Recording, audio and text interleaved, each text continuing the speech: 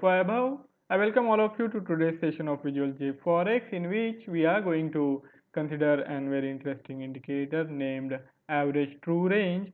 It is one of the favorite indicator of many traders, and we will see how we can use this indicator to design and develop the automated trading setup using the Visual JForex platform so that we can design the profitable trading algorithm which will continue to trade on our behalf day in, day out. So this is the indicator blocked ATR. It is included under the other section. So the Dukascopy team who developed this platform, they haven't classified it in any particular class. So all these indicators are listed under the other section, and in coming days, coming sessions, we will be taking these indicators and I will be explaining to you how we can use these indicators to our advantage. So today it's the turn of the ATR. We now head to the Visual JForex platform where I will add the indicator blocked ATR. Here you can find it under the indicators listing. You have to go to the other section, and here it is, the first one, first block ATR. Its calculation is fairly simple. You have to take the maximum value of the difference between high and the low, or the absolute value of the high and the prior closing price, or the absolute value of the low and the prior closing price. And we have to consider these three different range and then take out the maximum value for that particular time period, and then we average it over a given period of time. Suppose if we are taking the default value of 14, then we average these true range values over a 14 time periods, and we get the ATR for that particular time period. So here we have to define these four input parameter based on which we will be getting the output, which then can be utilized to define certain conditions or carry out some calculations, or any other way which will help us in determining the optimum conditions for entry and exit for any particular trade. As I have said many times, we can use any of the above listed start points to initialize the system to start this setup. Now coming to the indicator block, the instrument of course needs to be of your choice. If you want to work with the Euro USD, well and good. If you want to change it, all you have to do is take the instrument of your choice from these listed instruments, and you can start to then customize these parameters as per your requirement. Time period, I would say that this depends on what is the time frame on which you want to go for the particular trade. If you are looking for the longer time horizon, then the time frames like daily or weekly are more appropriate. Since in ATR we get the idea of the volatility in the underlying instrument, usually day is the most preferred time frame, but of course you can always reduce it, or you can always take the appropriate time horizon for your setup as per the need. So we have all these options listed here. I think not many people might be using 10 seconds, but of course you can also try it out.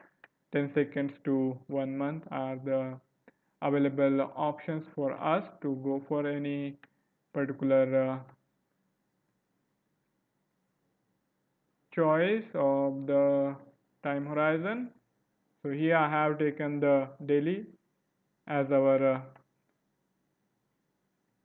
time factor for today's setup. I will change it to daily, and we will add the ATR indicator. Let me add the ATR. This is the JForex platform developed by Dukascopy Bank SA to simplify and is the trading experience. As you can see, we have this ATR range now. As you can see here, when the volatility was a lot higher during the March and April, we have the ATR at elevated levels of more than 1.5, and now as the volatility has waned and we are seeing more and more range bound moves happening here, the ATR has dropped below the 50 pips. So this indicator keeps varying depending on the volatility we see in the underlying instrument. Whenever the volatility is higher, we see the ATR shooting up. Whenever the volatility drives down, we see the ATR values going down. Basically, this indicator gives you the idea for optimizing the lot sizing, because you want to trade with a certain amount of risk. Suppose if the volatility is a lot higher, then you would prefer to not go with a large position amount, but rather than that, keep the position sizing lower so that your risk is adjusted. And when the volatility is low and you see that the stop loss and targets are likely to be lot closer, then in such times you can increase your lot sizing to compensate for the reduced volatility. So here you get the idea. If there is momentum which is likely to move the prices sufficient enough so that you can profit, you don't really get any idea regarding the direction of the trend. For that, you have to use other indicators which can be then used in conjunction with the ATR to design the system. And in case of the ATR, we can use it in multiple ways.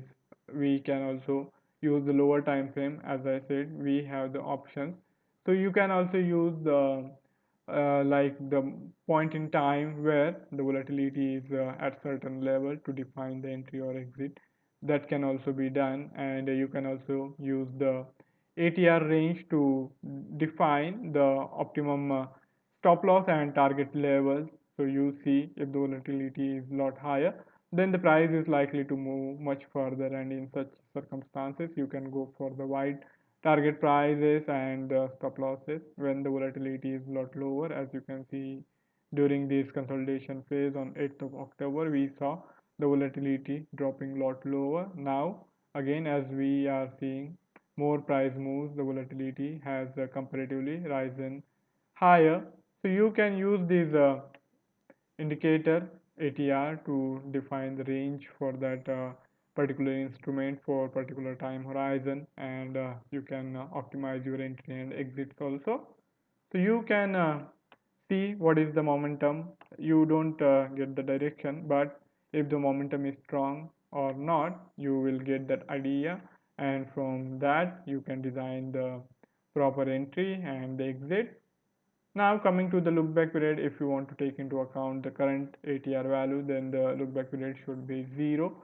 Else, if you want to go back in time and see what was the volatility prior to the current candlestick, all you have to do is take the appropriate number of the candlesticks to go back and put it here. If we suppose, for example, if we take 10, then you will be getting the output value for ATR 10 periods back, and at that point in time, whatever was the ATR value, it will be taken into consideration for defining any condition or any calculation which you want to do with it. Time period, you can change it. If you use lower time horizon, then only so many candles will be taken into consideration. Suppose, for example, you want to take 5 only, then you will see the ATR calculation based on last 5 candlesticks. So for example, let us change this time period to 5, and as you can see, now the ATR range is being calculated by taking into consideration only last 5 candlesticks. And if we make it day, also you can see that only last 5 days price moves are being taken into consideration, and then the ATR is calculated accordingly. So there will be a lot of fluctuations as we are taking lower average value, and if we again we want to increase the time horizon for calculation for averaging the true range, Then whatever is the time horizon, that many candlesticks will be taken into consideration. So here this ATR 25 is being calculated by taking into account the true range for last 25 days, as the candlestick period is of 1 day, and based on that we have this value. So depending on your settings for the time horizon, you will get different values, and that's how this indicator can be used. And then we can put this output value for, say, example. For example, we can use it in logical blocks like if block, or we can even use it for carrying out the calculation. So you take the output value, and then you define the condition by defining these second parameters and putting certain conditions regarding the value of these both indicators. Now for the calculation, you can use the bid side or on the ask side, and also the applied price, whether you want to use the closing price or the different price options listed here. All are open for using to define the ATR value. We have these choices listed here, and you can take any of the applied price and you will see certain difference. And I think on the JForex platform we don't have that option of editing the applied price, but it is given there on the Visual JForex platform. So that's it from my side for today's session. I hope you have been able to see how we can use the ATR indicator block to design and develop the automated trading setup, and I hope you will be doing some experimentation and trying out various combination to see how you can design the system on your own. And of course I will be here available for you if any query or any question arises to your mind. Thank you all for joining in. Good day.